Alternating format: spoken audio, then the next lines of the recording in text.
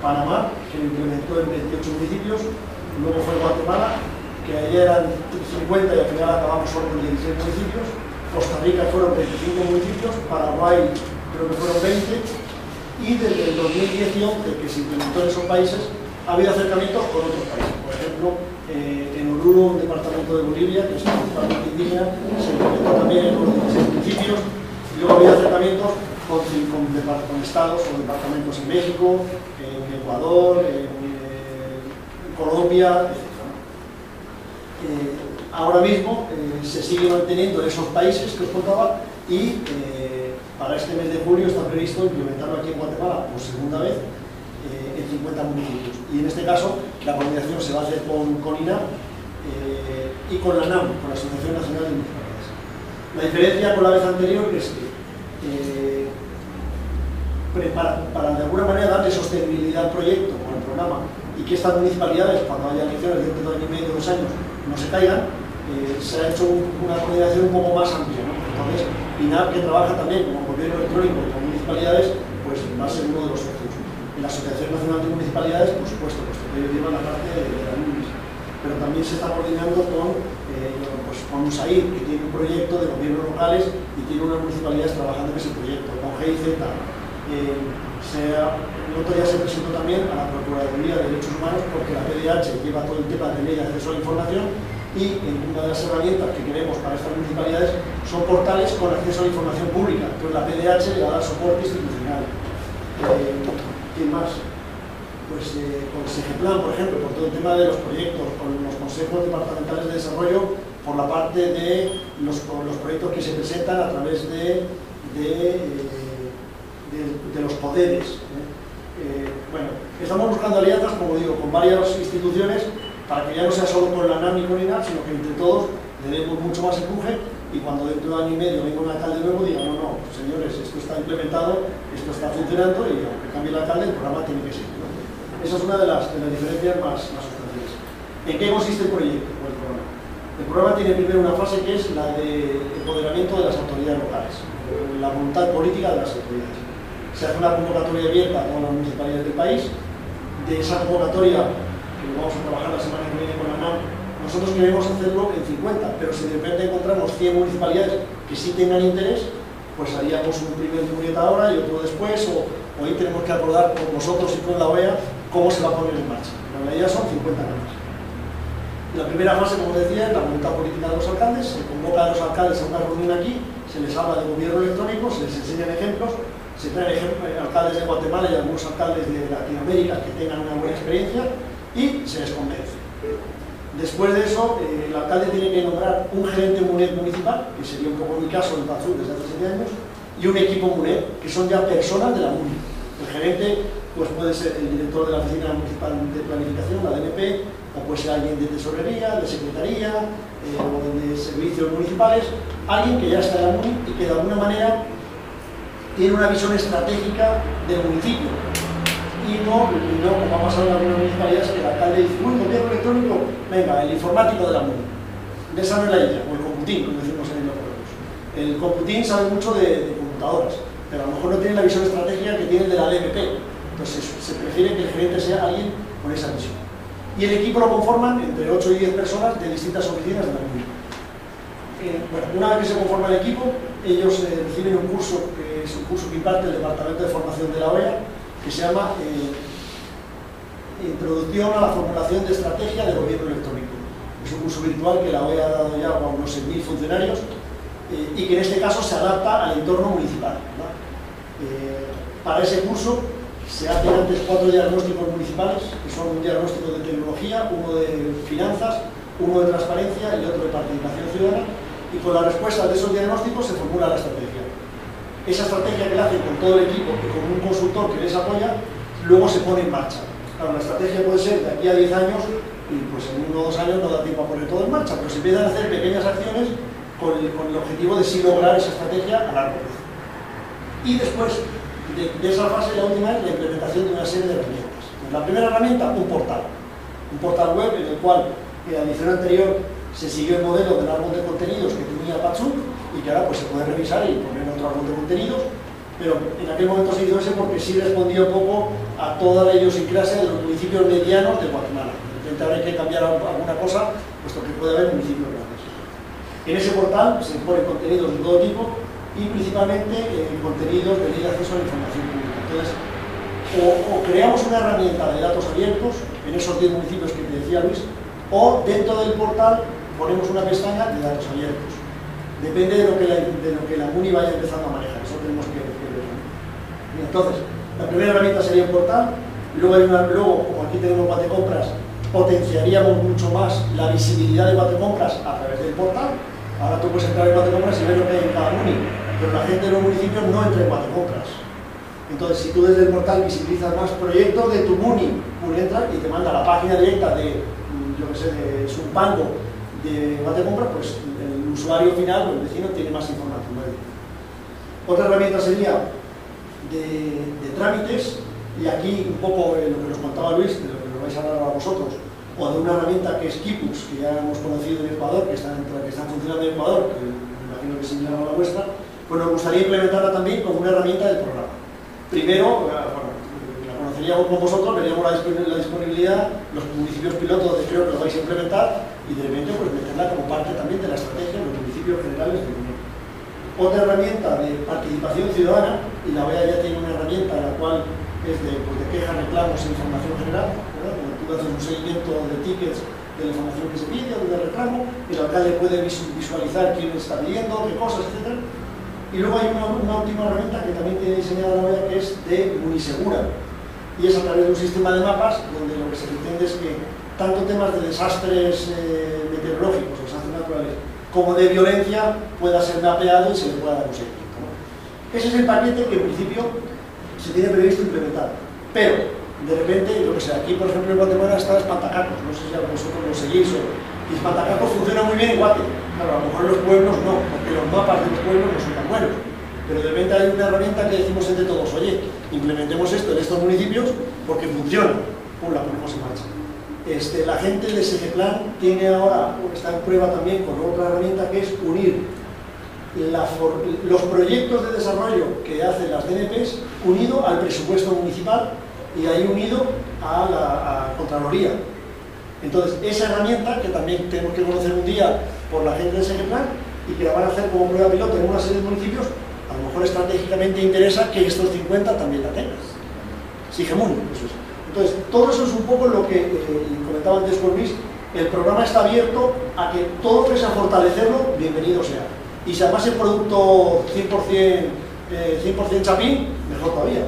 Pero tenemos que ver un poco eso, las opciones que hay para ponerlo en marcha. Todo esto está en el proceso de estos días. Es decir, luego queremos ver con ellos el convenio que ya se va a firmar la OEA con INAF. Tenemos un mes porque el programa quiere lanzarse en julio. La semana que viene yo me reúno con Gerson López de la NAM para ver las municipalidades y hacer la convocatoria, o sea que por eso queríamos, y me propuso Luis, que nos reuniéramos con vosotros para conocerlo y ver otras opciones para empezar a hablar y ponerlo en marcha, vamos. Perdona, me faltaba una cosa que es el tema del psico-IGL, que en aquellas municipalidades donde está funcionando y más o menos van ahí arrancaneando y poniéndolo en marcha, pues que también a lo mejor a través del programa se fortalezca, pero luego la información que se publica ahí vaya a través del portal en datos abiertos, es decir, queremos hacerlo bien en esta ocasión y por eso queremos hacerlo con todos los actores que estén en el mapa y que tengan interés en fortalecer el programa, ¿vale? Y yo creo que en nuestra parte la apertura existe a que se integren todos aquellos que sí quieran aportar algo y que entre todos lo hagamos bien, ¿no? ¿Eso es Luis, más o menos? Sí, sí. Excelente. Muy bien. Entonces, tal como les contaba Luis, ¿verdad? Nosotros les vamos a presentar el sistema de expedientes web, le denominamos, pero realmente es un sistema que controla todo tipo de documentación que puede ingresar en este caso a nuestro ministerio, ¿verdad? O a una institución pública. Para hacerles un poco de historia, pues nosotros más o menos desde el año 2000 hemos trabajado en desarrollo de sistemas de este tipo, ¿verdad? Cabal a la medida de lo que es el Ministerio de Finanzas. Más o menos por el año 99-2000 desarrollamos el primer sistema de este tipo, específicamente para lo que cuando murió lo que era rentas internas, ¿verdad? Y se convirtió en la SAT. Ahí quedó un remanente de expedientes en trámite que había que gestionarlos y controlarlos. Entonces ahí surgió la primera versión de expedientes que se desarrolló en el ministerio. Posteriormente, viendo la funcionalidad que se tuvo en esta unidad que desapareció, ¿verdad?, y que se convirtió en una institución, desarrollamos una herramienta específicamente para la dirección de informática. Y posteriormente, ¿verdad?, otras direcciones que vieron la funcionalidad de este sistema, pues solicitaron y se creó ciertas versiones para las diferentes direcciones. Pero aún así todavía teníamos un pequeño inconveniente, ¿verdad? Y que fue que en ese entonces se desarrollaron sistemas a la medida de cada una de las direcciones, pero aislados.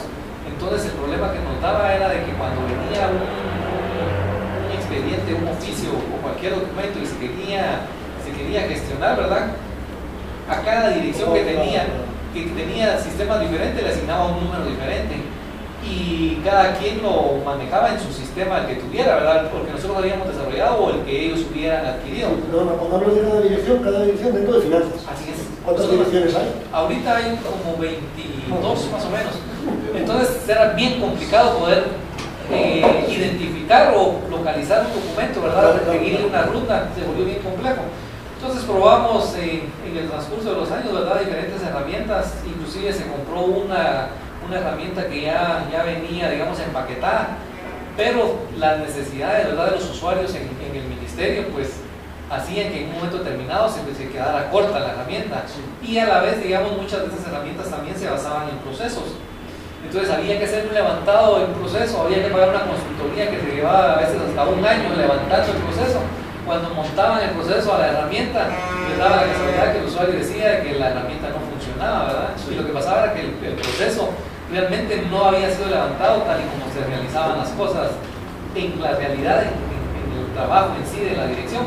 Entonces se volvió muy complejo.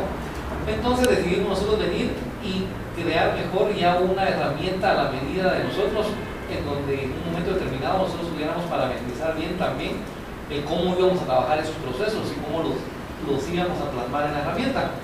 Entonces ahí surge, ¿verdad?, este sistema como tal, que fue desarrollado cabalmente por la Dirección de Tecnologías del Ministerio de Finanzas, el cual es utilizado básicamente para la gestión general de correspondencia, expedientes de procedencia interna o externa, ¿verdad?, que trabaja el Ministerio. ¿A qué nos referimos con eso? Digamos, se maneja mucho con nosotros que vienen expedientes o oficios, ¿verdad?, de entes externos al Ministerio para gestionar por ejemplo, algo presupuestario o algo de contabilidad del Estado. Y bien, se genera también mucho trabajo a lo interno de las direcciones. Por ejemplo, Dirección de Tecnologías requiere algo de presupuesto, genera un oficio, genera un expediente, se lo envía o compras, ¿verdad? Entonces se gestionan de los dos tipos, tanto internos como externos.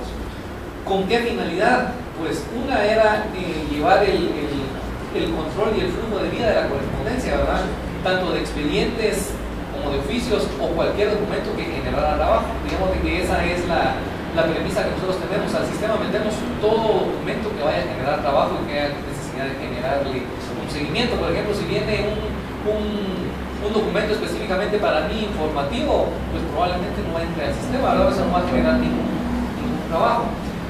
Pero los objetivos, digamos, que tenemos y plasmamos en ese momento era contar con un registro de correspondencia y expedientes unificados, a través del cual se pudiera administrar y dar seguimiento de manera oportuna y precisa a la documentación interna y externa del Ministerio, alcanzando niveles de personalización en plantillas, que esto es bien importante, ¿verdad? Nosotros podemos definir un proceso y a ese proceso le podemos definir una plantilla de entrada de datos, la cual es configurable por el usuario final, ¿verdad? No tenemos interacción nosotros ahí en que nosotros le tenemos que hacer algo específico a quien defina el proceso para que ellos puedan cargar su información. Ellos definen su proceso, ellos definen su plantilla y ese es el data entry para el sistema. ¿Qué otros objetivos teníamos? Contar con un único número global de documento que pudiera identificar la trazabilidad, ¿verdad? Lo que queríamos era que si entraba un documento en X dirección o en nuestro centro de atención al usuario, que es un cable, llamamos nosotros, ¿verdad?, donde en el lobby del edificio tenemos que ahí se recibe toda la información que viene de afuera, que se les pudiera dar seguimiento, ¿verdad? Si llegaba a Dirección de Tecnologías fuera el mismo número, si pasaba al despacho fuera el mismo número. Era un número único, digamos. Un ticket único, así es.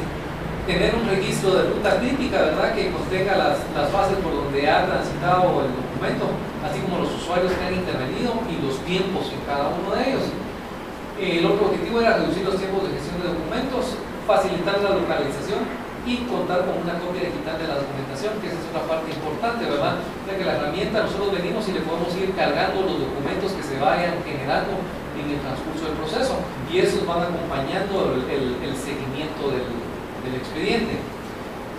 Derivado de las experiencias que habíamos tenido nosotros con el levantado de procesos, ¿verdad? En cada una de las áreas del ministerio y la problemática que se daba, pues pensamos de qué forma podíamos en un momento determinado definir un proceso para que así se gestionara en el sistema, pero que fuera flexible, ¿verdad? Que pudiéramos a través de ese proceso enrutar cualquier documento que entrara y dirigirlo a donde correspondiera que lo trabajaran. Entonces definimos lo que es un proceso genérico. ¿Y a qué nos referimos con un proceso genérico, verdad? Es un proceso basado en la estructura administrativa de una dependencia, ideal para el manejo de información no estructurada, es decir, documentos que no tienen definido un flujo de trabajo específico, o que tal vez sí lo tienen, pero de que en un momento determinado, ¿verdad?, es mucho más fácil gestionarlo así, en lo que se va madurando bien. Puede ser que yo tenga un proceso claramente definido, ¿verdad?, de compras o de cualquier cosa, pero que, digamos, la facilidad o lo que nos interesa bastante, ¿verdad?, que la sensibilización con el usuario para que empiecen a utilizar la herramienta se vuelve más sencillo si lo empezamos con un genérico. ¿Y qué hacemos con un genérico? Básicamente es modelar la gestión administrativa. Entonces, por ejemplo, nosotros llegamos con el director de informática y le decimos, mire, ¿cómo es que usted gestiona sus documentos? ¿Cómo es de que se manejan los documentos en su dependencia cuando se trabajan? Entonces, por ejemplo, ¿verdad?, nos dicen, mire, nosotros es algo jerárquico, ¿verdad? Entra a nuestra recepción, se va a la dirección,